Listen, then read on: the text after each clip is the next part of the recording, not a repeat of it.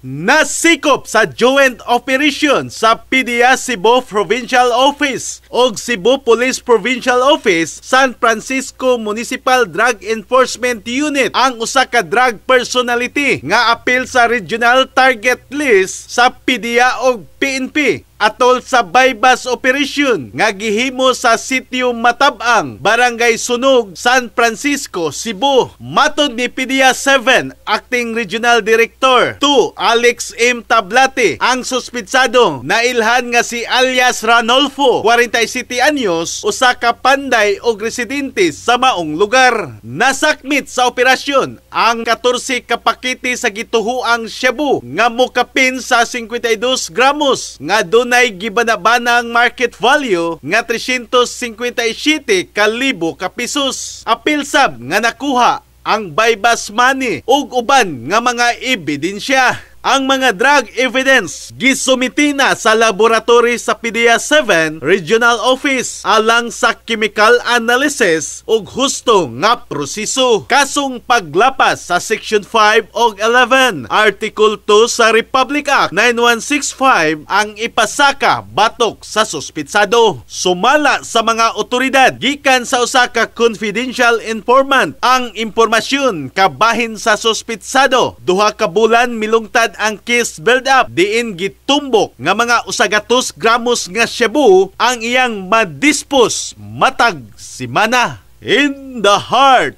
of changing lives, ako si Brigada Alan Tangkawan sa 90.7 Brigada News FM Cebu, the Music and News Authority.